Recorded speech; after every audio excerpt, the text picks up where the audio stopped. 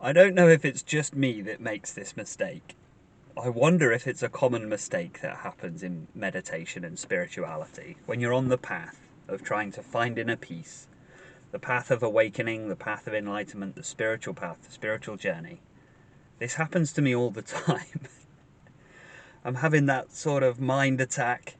I'm having that anxiety, stress. Maybe I wake up like, oh man, feeling low, feeling rough, feeling stressed out, anxious, egoic. I'm feeling egoic, tied up in my narratives, right? Tied up in my stories.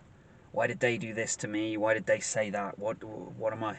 Oh, I need to do this. I need to do better at that. I need to do better at this. That egoic feeling tied up in the story. Oh, I've been going through this for years. Oh, I'm such a tortured artist. That sort of hard, dark cloud to be lost in. And then I remember, right, the spiritual thing, that's what gets me out of this.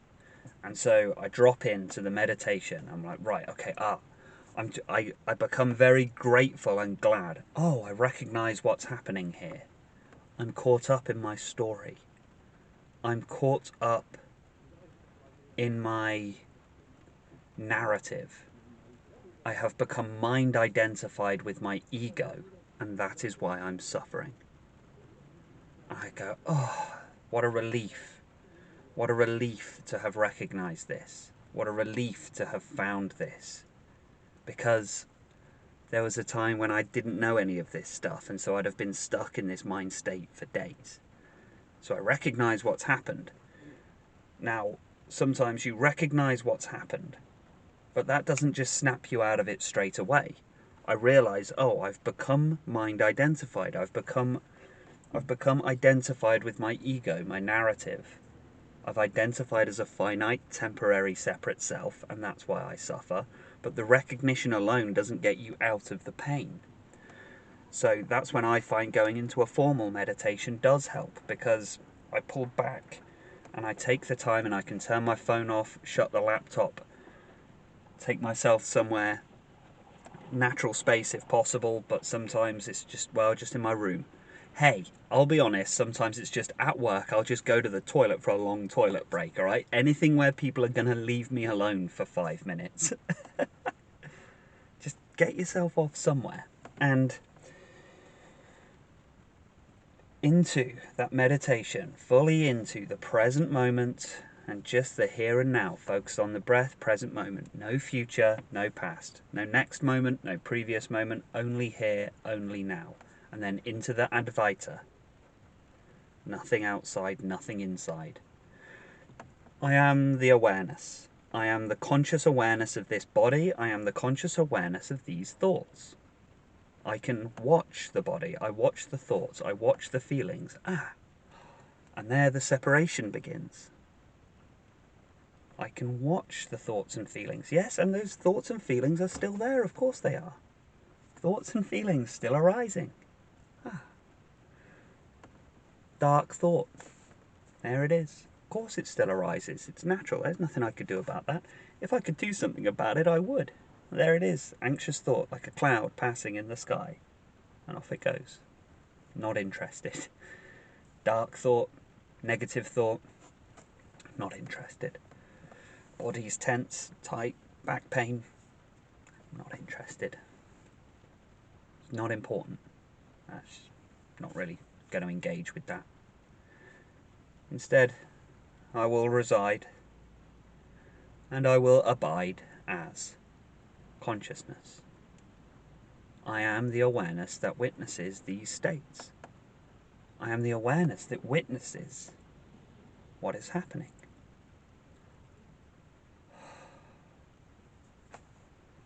And that's all. That was it. There's no Corin Bryant. That's a character. That's an image.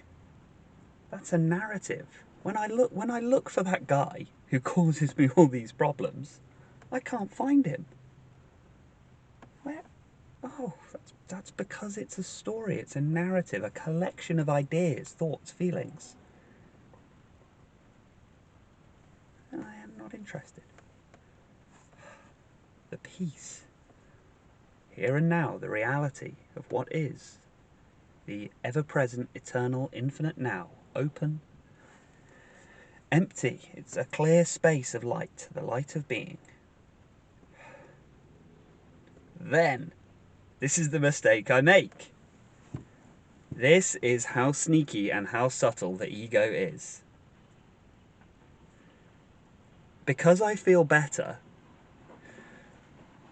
because I feel lighter, and now I feel more energized and optimistic and happier, I go back into ego identification, but I don't recognize what's happened. Because now I feel happy. We only ever want to escape the ego when the ego is causing us suffering, when the ego is causing us pain. But the moment we start feeling good, it's like I want to then get the ego back out, and now I can work again on making this ego good. So because I feel my energy's returned, then I'm like, oh, good. I'm back on the dating apps, I'm back on social media, I'm back out in work, I'm back at the gym, and I'm back doing all this. And I'm once again ego identified, except I haven't recognized what's happening. I don't realize that I've put the mask back on, because now I'm happy. So when the mask is very comfortable, you don't know that it's there. It's like with everything. When you're wearing comfortable clothing, you don't know it's there. When you're wearing something uncomfortable, you know that it's there. So when we have this very comfy ego going on, it's not causing us any distress. That's all right, because my energy returned. I'm not feeling anxious now, so I put on the happy mask. And I enjoy the happy mask, so there we go, I'm staying as it. Now you might ask there, well, what's the problem with that? That's not a problem, isn't it? Is it? Like, I thought that's what you were trying to do when you were meditating. I thought that was the point of the meditation, wasn't it? So what's the harm in putting the mask back on? Once you're ego identified and you've put that mask back on, it's only a matter of time until you're suffering again. That's why it's a problem. That's why ego is always a problem.